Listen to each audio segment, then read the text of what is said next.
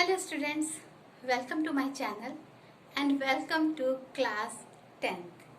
क्योंकि ये class 10th maths का फर्स्ट चैप्टर है जिसका नाम है रियल नंबर्स। चैप्टर स्टार्ट करने से पहले यदि आप मेरे चैनल में नए हैं तो प्लीज़ मेरे चैनल को सब्सक्राइब कीजिए, लाइक कीजिए, शेयर कीजिए और अपने सजेशन कमेंट सेक्शन में ज़रूर लिखिए। प्राइमरी एंड जूनियर क्लासेस से आप नंबर सिस्टम पढ़ते आ रहे हैं और क्लास 9th में भी आपने नंबर सिस्टम काफ़ी डिटेल से पढ़ा ही है। नंबर सिस्टम में आपने natural numbers, whole numbers, integers, rational numbers और इरेशनल नंबर्स काफ़ी डिटेल में पढ़े हैं। क्लास 10th में भी हम रैशनल और इरेशनल नंबर पढ़ेंगे जिनके कलेक्शन को हम रियल नंबर्स कहते हैं। तो हमारे चैप्टर का नाम है real numbers. Real numbers are the collection of rational numbers and irrational numbers। तो रैशनल और इरेशनल नंबर्स के कलेक्शन को हम रियल नंबर्स कहते हैं। रैशनल नंबर होता है और एक इरेशनल नंबर होता है। Rational numbers are those numbers which can be written in the form of p upon q where p and q are integers and q is not equals to 0। Rational number वो होते हैं जिनको हम p upon q की form में लिख सकते हैं, जैसे मान लीजिए 2/7।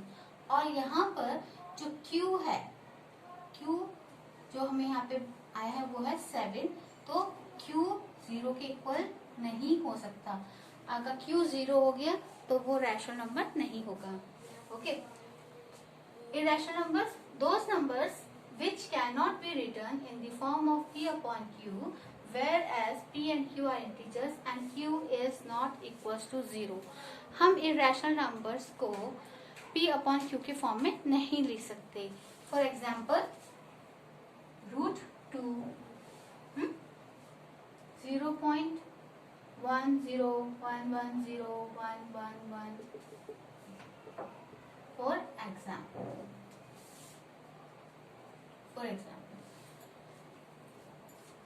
अब हम इस चैप्टर में ऐसे दो टर्म्स के बारे में जानेंगे जो इस चैप्टर में बार बार यूज होंगे।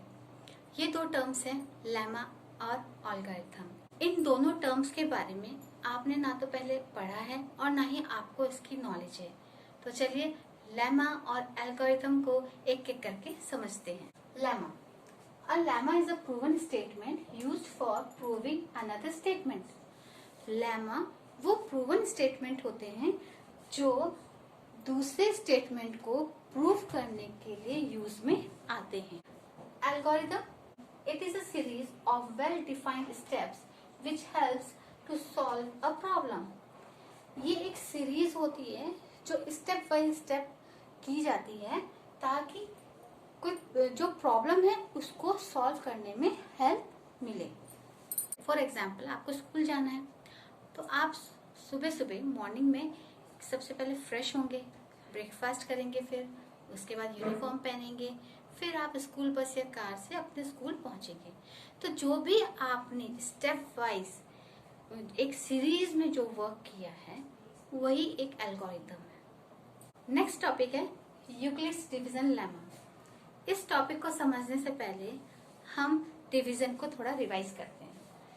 जब आपने डिवीजन सीखा था, 9 को डिवाइड करना है 2 से, तो 2 4 8 और हमारे पास रिमाइंडर आता है 1।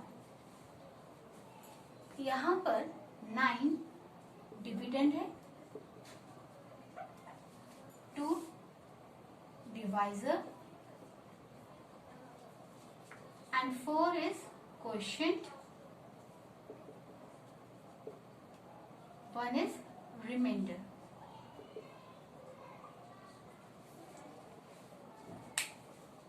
तो आपने ये सब पढ़ा है और आप इसके बारे में जानते हैं।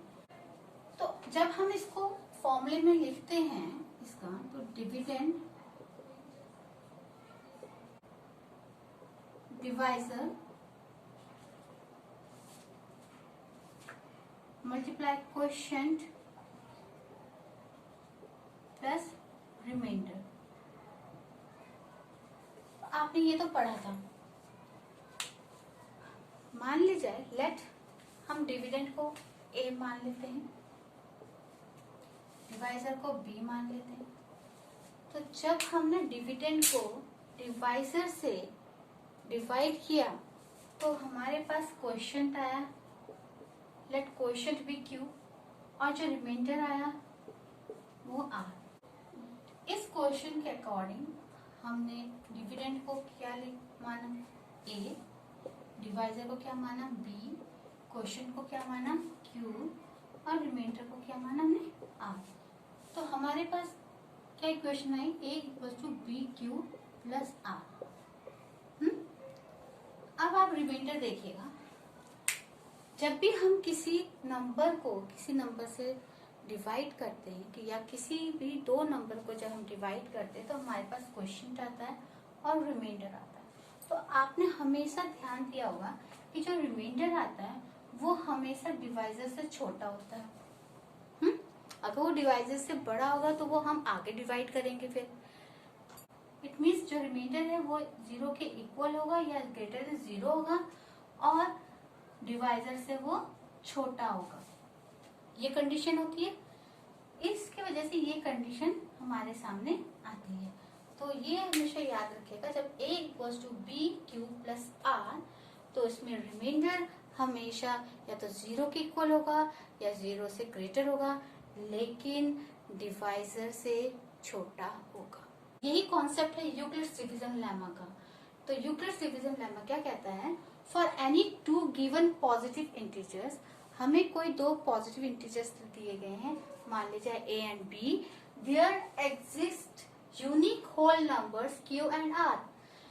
तो जब हमें कोई दो पॉजिटिव इंटीजर्स दिए गए हैं a एंड b और जब हम उनको डिवाइड करते हैं तो हमारे पास कोई यूनिक नंबर आता है, यूनिक होल नंबर आता है, वो है q एंड r, जो आपने यहाँ पे भी देखा। जब आपने a को b से डिवाइड किया तो आपके पास q एंड r आया, such that a equals to B Q plus r। तो इस को जब हमने सॉल्व किया था, जब हमने इस डिवीजन को सॉल्व किया था तो हमारे पास क्या इक्वेशन आई, a equals to B Q plus r। तो वही ये कह रहा है, where r is equal to और greater than 0 and smaller than b। तो वो हुआ ना, यहाँ पे जो रिमाइंडर आया वो डिविजर से छोटा आया है ना, और 0 से बड़ा है। तो ये यूक्लिड्स डिवीजन का कॉन्सेप्ट है। नेक्स्ट टॉपिक है Euclid's division algorithm. Algorithm term को हम फिर से रिवाइज करते हैं। एल्गोरिथम मीन्स जब किसी भी प्रॉब्लम को सॉल्व करने के लिए स्टेप बाय स्टेप एक सीरीज में जब हम कोई वर्क करते हैं वो एल्गोरिथम होता है। तो हम उसी एल्गोरिथम का यहाँ पे यूज करेंगे to obtain the HCF of two positive integers से c एंड d। दो पॉजिटिव इंटीजर्स हैं c एंड d और हमें उनका एचसीएफ निकालना है। तो जो एचसीएफ जब निकालेंगे तो उसमें c is greater than d। Okay, तो फॉलो द स्टेप्स बिलो। हमें जब एचसीएफ निकालना है c एंड d का तो हमें ये स्टेप्स फॉलो करने हैं। फर्स्ट स्टेप है apply Euclid's division lemma to c and d. So we find whole numbers q and r such that c equals to dq plus r, that is remainder is equals to or greater than 0 but smaller than d. यहाँ पर हमको c and d दो positive integers लेने हैं और उनका हमें HCF निकालना है बाय यूक्लिड्स डिवीजन लेमा को अप्लाई करना है। सो वी फाइंड होल, जब हम उनका एचसीएफ निकालेंगे तो उसमें दो होल नंबर्स हमें मिलेंगे जो है q एंड r, और वो इस तरीके से लिखे जाएंगे कि c equals to D Q plus R के फॉर्म में, जहाँ r जो होगा इक्वल्स टू या ग्रेटर देन 0 होगा, मतलब जो रिमाइंडर रहेगा या तो 0 होगा या 0 से बड़ा होगा, लेकिन जो डिविजर होगा उससे छोटा ही होगा।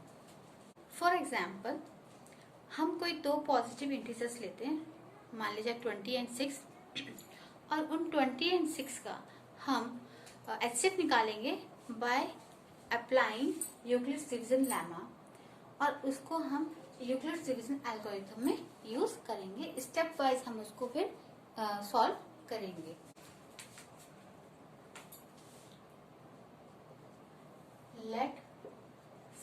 Equals to 20 and d equals to 6। तो मैंने 20 एंड 6 दो पॉजिटिव इंटीजर्स ले लिए हैं। अब मैं इनको जब डिवाइड करूंगी 20 को 6 से, तो 6 3 ज़ा 18 एंड 2। तो मेरे पास क्वेश्चन यानी कि Q आता है 3 और रिमाइंडर आता है 2 और 20 तो मेरे पास 20 है C एंड 6 है D। तो यहाँ पे देखिएगा कि जो मैंने पॉजिटिव इंटीजर्स माने थे उसमें C जो है D से ग्रेटर है ना। C is greater than D means 20 is greater then 6। Okay, और जब मैंने इन दोनों को यहाँ पे डिवाइड किया तो मेरे पास जो आया है वो क्वेश्चन 3 आया है और जो रिमाइंडर आया है वो क्या है 2। और फिर इसको हमें वो इस तरह से आया कि हमें उसको इसमें पुट करना है।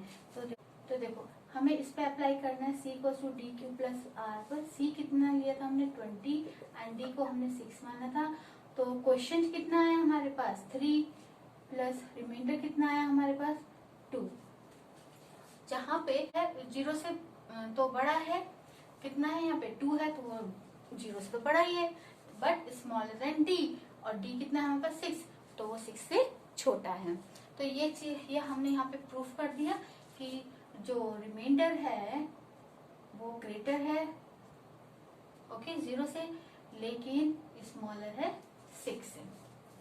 तो वो चीज हमने यहाँ पे अप्लाई कर ली। अच्छा, अब आ जाइए आप सेकंड स्टेप पे। ये हमारा फर्स्ट स्टेप कंप्लीट हो गया। अब सेकंड स्टेप ये कहता है if r is equal to 0 means reminder अगर 0 आता है d is the HCF of C and D। तो यहाँ पर जो D होगा वो C और D का HCF माना जाएगा।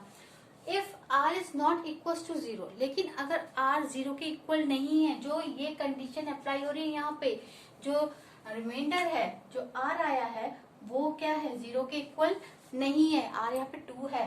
तो apply the division lemma to D and R। तो अब आपको फिर से यूक्लिड डिविजन लेमा अप्लाई करना है किस पर D एंड R। तो यहाँ पे D क्या है 6 और रिमाइंडर क्या है 2। आपको इनमें फिर से यूक्लिड डिविजन लेमा को अप्लाई करना है। तो सेकंड इक्वेशन सेकंड स्टेप के अकॉर्डिंग हम फिर से वही फॉर्मूला लिखेंगे C equals to D Q plus R। अब C हमारे पास क्या हो जाएगा 6 और D हो जाएगा हमारे पास 2। तो अब आप खुद देखो जब हम 6 को 2 से डिवाइड करेंगे तो 2 3 जा 6 कैंसिल, यहाँ पे आके 0। तो 2 3 जा 6 और रिमाइंडर कितना है 0। तो यहाँ देखिएगा, तो अब आप खुद देखो कि हमारे पास जो रिमाइंडर आया है वो किसके इक्वल है, रिमाइंडर 0 के इक्वल है, लेकिन जो डिविजन है उससे वो छोटा है। और रिमाइंडर हमारे पास कितना है 0 ही है। रिमाइंडर कितना हमारे पास आया 0। तो यही सेकंड स्टेप हमें बताता है कि अगर रिमाइंडर 0 हो गया तो D इज द HCF। अब यहाँ पर देखो जब रिमाइंडर हमारे पास 0 आ गया तो अब HCF क्या होगा, HCF होगा किसका 20 एंड 6 का जो हमने सॉल्व किया था वो आएगा। इसके अकॉर्डिंग जो HCF हमारे पास आया वो है D। D कितना है हमारे पास 2, तो HCF हो गया 2। Okay, step 3 continue the process till the reminder is 0। आपको ये प्रोसेस करते रहना है जब तक रिमाइंडर 0 नहीं आ जाता। The divisor at this stage will be the required HCF। और यहाँ पर जो डिवाइजर है वो HCF होगा। और हमारे पास जो डिवाइजर है यहाँ पे 2 है ना डिवाइजर, वही HCF हो गया उन दो पॉजिटिव इंटीजर्स का। मैं एक बार और समझाती हूँ आपको। देखो हमने C एंड D दो पॉजिटिव इंटीजर्स लिए जो कि 20 मैंने C को 20 माना और D को मैंने 6 लिया। अब मैंने 20 और 6 को डिवाइड जब किया तो मुझे C एंड D तो पता ही है, मुझे क्वेश्चन मिल गया 3 और रिमाइंडर मिल गया 2। और जब हमने इस पे पुट किया यूक्लिड्स डिवीजन लेमा के फॉर्मूले पे हमने इसको पुट किया तो C है 20 इक्वल टू D है 6, क्वेश्चन हमारे पास आया 3 और रिमाइंडर आया 2। तो यहाँ पे जो रिमाइंडर 2 है वो 0 से ग्रेटर है लेकिन डिवाइजर से वो छोटा है। और डिवाइजर कितना है 6। और हमारे पास जब तक अभी रिमाइंडर हमारे पास 2 है, तो जिस वजह से हम इस स्टेप को कंटिन्यू करेंगे, मीन्स अब हम इसे फिर दोबारा से करेंगे। और अब हम यहाँ पे हमारे पास C एंड D चेंज हो जाएंगे। वो कैसे चेंज होंगे कि अब हमें जो D है और जो R है उन दोनों को लेकर चलना है। अब D जो है वो 6 है, अब उस D को हम C मानेंगे और उस R को हम D लेकर चलेंगे। तो जब हमने उन दोनों को 6 और 2 को डिवाइड किया तो मेरे पास क्वेश्चन आया 3। ओके ठीक है, लेकिन रिमाइंडर आ गया 0, वो भी ठीक है। तो जब हमारे पास रिमाइंडर 0 आ जाता है जो कि 0 के इक्वल है, लेकिन डिवाइजर यानी कि 2 से वो स्मॉल है, यहाँ पे 20 और 6 का जो HCF आया, वो जो D है वही इन दो पॉजिटिव इंटीजर्स का HCF होगा। तो यही यूक्लिड्स डिवीजन एल्गोरिथम है। मैं आपको एक और एग्जांपल समझाती हूँ। नेक्स्ट एग्जांपल है, मैंने दो पॉजिटिव इंटीजर्स लिए, एक 32 एंड एक है 54। ओके, अब यहाँ पे 54 इज ग्रेटर, तो मैं लेट C इक्वल्स टू 54 और D इक्वल्स टू 32। तो यहाँ पे C is greater than D, it means 54 is greater than 32। Okay, अब हम क्या करेंगे, यूक्लिड्स डिवीजन लेमा का अप्लाई करेंगे। यूक्लिड्स डिवीजन लेमा के according C equals to D Q plus R होता है, और C हमारे पास क्या है यहाँ पे 54 इक्वल्स टू D क्या है हमारे पास 32। अब देखो इन दोनों को हमें डिवाइड करना है और क्वोशिएंट फाइंड करना है। तो यहाँ देखिएगा मैं 54 को 32 से डिवाइड कर रही हूँ, तो 32 वन सा 32, रिमाइंडर आया 2 एंड 2। ओके, तो मेरे पास क्वोशिएंट आया है 1 एंड रिमाइंडर इज 22। तो quotient multiply 1 plus reminder is 22। Okay, अभी भी रिमाइंडर मेरे पास 0 नहीं आया, हमें ये स्टेप सेकंड के अकॉर्डिंग फिर से यूक्लिड डिवीजन अप्लाई करना है, और जब तक हमारा रिमाइंडर 0 नहीं आ जाता हमें इसे आगे ऐसे ही सॉल्व करना है। अब देखिएगा, अब इनमें 32 जो, अब हमें इसके अकॉर्डिंग स्टेप 2 के अकॉर्डिंग D और R लेकर चलना है। ओके, इसमें D और R में हमें यूक्लिड डिवीजन लेमा अप्लाई करना है। तो D और R में से कौन ग्रेटर है, D है ग्रेटर, तो हम यहाँ पे 32 लिख देंगे इक्वल्स टू, अब किससे डिवाइड करेंगे 22 से। तो 32 को डिवाइड किया 22 से, तो 22 वन सा 22 0 1। तो हमारे पास 1 क्वोशिएंट है और 10 रिमाइंडर। ओके, तो क्वोशिएंट 1 हो गया, रिमाइंडर 10 हो गया। अभी भी हमारे पास जो रिमाइंडर है वो 0 से क्या है, बड़ा है। हम फिर से दोबारा से इसमें अप्लाई करेंगे यूक्लिड्स डिवीजन लेमा। उसके अकॉर्डिंग अब जो D है वो है 22 और रिमाइंडर जो है 10 है, R जो है 10 है। तो इन दोनों से ग्रेटर कौन है, D है, तो हम यहाँ D का 22 लिख देंगे इक्वल टू, उसको डिवाइड करेंगे किससे 10 से। फिर देखिएगा 22 को 10 से किया तो 10 टू ज़ा 20, रिमाइंडर आया 2। अब देखो ये तो हो गया क्वोशिएंट और ये हो गया रिमाइंडर, तो मल्टीप्लाई 2, ये तो रिमाइंडर वो हो गया, क्वोशिएंट हो गया, प्लस ये हो जाएगा रिमाइंडर। अब देखिएगा यहाँ पे भी फिर जो है D कौन है 10 और R कौन है 2। अब यही फिर से हमें इसमें फिर दोबारा से यूक्लिड्स डिवीजन लेमा अप्लाई करना है। तो जिस वजह से, और इसमें 10 और 2 में से ग्रेटर कौन है 10 है, तो हम यहाँ पे रखेंगे, और 10 को किससे डिवाइड करेंगे 2 से। तो अब आप देखो 10 को हम 2 से डिवाइड करेंगे तो 2 5 ज़ा 10 एंड रिमाइंडर इज 0।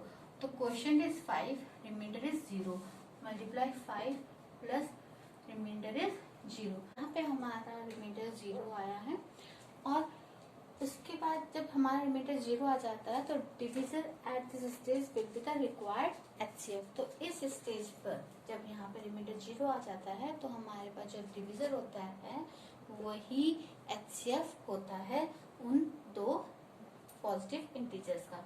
तो यहाँ पे जो दो पॉजिटिव इंटीजर्स हैं 32 एंड 54, तो इन दोनों का HCF कितना आया है 2। और इसमें हमने अप्लाई किया है यूक्लिड्स डिवीजन लेमा को। यूक्लिड्स डिवीजन एल्गोरिथम पर बेस्ड हम एक और क्वेश्चन करते हैं। क्वेश्चन है use Euclid's division algorithm to find HCF of 184, 230 and 276। हमें यहाँ पे 3 नंबर्स दिए हैं और उन तीनों नंबर का हमें एचसीएफ फाइंड करना है। अब आप देखिएगा, अब इनका जब हम एचसीएफ फाइंड करेंगे तो हमें यूक्लिड्स डिवीजन लेमा अप्लाई करेंगे। हमें इनका एचसीएफ निकालना है by applying Euclid's division lemma. Okay, तो हमारा ये है answer, apply Euclid's division lemma. तो इसके according C equals to D Q plus R. अब हमारे पास C एंड D क्या होने चाहिए? तो यहाँ पे हमारे पास 3 नंबर्स हैं, 3 नंबर हैं। वो एक है 184, दूसरा है 230 और तीसरा है 276। इन तीनों में से जो ग्रेटर नंबर होंगे हम उनको लेंगे। तो अब इनमें 2 ग्रेटर नंबर कौन से हैं? 230 एंड 276। अब इसके according C is greater than D, तो C हम इन दोनों में से किसको लेंगे? 276 को। ग्रेटर देन D क्या मान लेंगे हम? 230। तो अब आपके इस क्वेश्चन के अकॉर्डिंग C हमारे पास क्या होगा? 276 and D will be 230। Okay, तो यहाँ पर लिखो 276 इक्वल्स टू 230। तो जब आप 276 को 230 से डिवाइड करेंगे तो 231 से 230, रिमाइंडर आया 6 एंड 4, 46 आया। तो फिर ये तो क्वोशिएंट हो गया और ये रिमाइंडर हो गया आर। तो क्वोशिएंट क्यू के जगह हम लिख देंगे 1 प्लस रिमाइंडर की जगह लिखेंगे हम 46। सेकेंड स्टेप क्या होता है कि जब तक रिमाइंडर 0 नहीं आता हमें यही स्टेप फॉलो करते रहना है। अब जब हम जब इसके आगे का स्टेप करेंगे तो उसके अकॉर्डिंग अब हम D और R लेंगे, और D हमारे पास है 230 और R है हमारे पास 400 और R है हमारे पास 46।